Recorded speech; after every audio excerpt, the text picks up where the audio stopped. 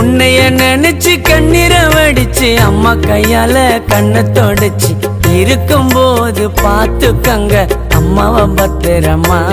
அம்மா இல்லைனாக்கா நாம எல்லாம் பிறந்திருப்போமா. இருக்கும்போது பார்த்துக்கங்க அம்மாவை பத்திரமா.